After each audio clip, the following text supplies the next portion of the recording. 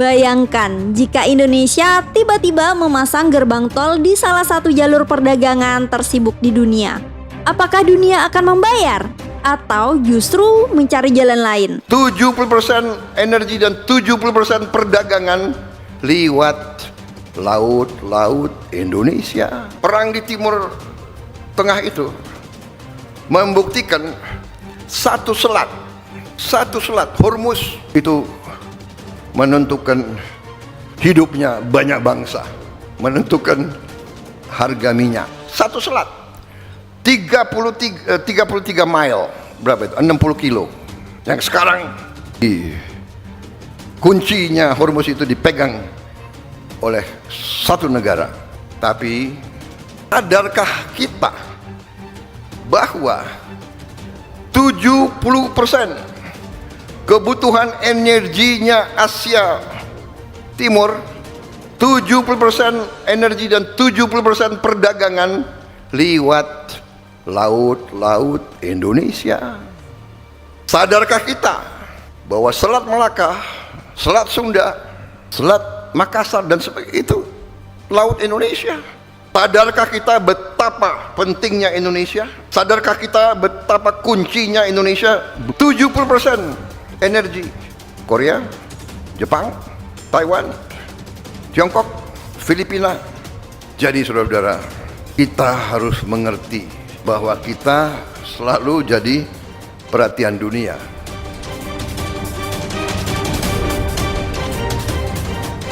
Wacana penerapan tarif bagi kapal internasional yang melintasi perairan Indonesia, khususnya di Selat Malaka, merupakan isu yang kompleks dan sensitif. Selat Malaka dikenal sebagai salah satu jalur pelayaran tersibuk di dunia.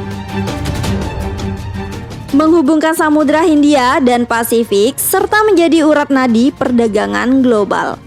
Kebijakan apapun di wilayah ini akan memiliki implikasi luas, tidak hanya bagi Indonesia, tetapi juga stabilitas ekonomi dan politik internasional. Secara geopolitik, penerapan tarif sepihak berpotensi menimbulkan ketegangan dengan negara-negara pengguna utama jalur ini, seperti Cina, Jepang, dan Amerika Serikat. Dalam kerangka hukum internasional, khususnya Konvensi Hukum Laut PBB, UNCLOS, Selat Malaka dikategorikan sebagai jalur transit internasional yang menjamin kebebasan pelayaran. Artinya, negara tidak dapat secara bebas mengenakan biaya hanya karena kapal melintas. Jika Indonesia tetap memaksakan kebijakan tersebut, hal ini dapat memicu protes diplomatik, sengketa internasional, hingga meningkatkan kehadiran militer asing di kawasan dengan dalih menjaga kebebasan navigasi. Dari sisi regional, Indonesia juga tidak memiliki kendali tunggal atas Selat Malaka. Wilayah ini berbatasan dengan Malaysia dan Singapura, sehingga kebijakan sepihak berisiko merusak hubungan bilateral dan kerjasama kawasan. Ketidaksepahaman bahkan dapat berkembang menjadi konflik kepentingan ekonomi di antara negara-negara pesisir. Secara ekonomi, meskipun kebijakan tarif terlihat menjanjikan sebagai sumber pendapatan baru, dampak jangka panjangnya justru cenderung merugikan. Perusahaan pelayaran global kemungkinan akan mencari rute alternatif seperti Selat Lombok atau Selat Sunda untuk menghindari biaya tambahan. Hal ini dapat mengurangi arus kapal yang melintasi wilayah Indonesia dan akhirnya menurunkan potensi pendapatan itu sendiri.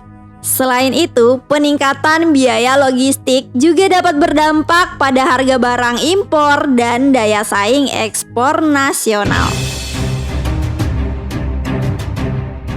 Pendekatan yang lebih realistis adalah meniru strategi negara seperti Singapura yang tidak mengenakan tarif transit tetapi memperoleh keuntungan besar melalui layanan maritim bernilai tambah seperti pelabuhan, logistik, dan pengisian bahan bakar kapal.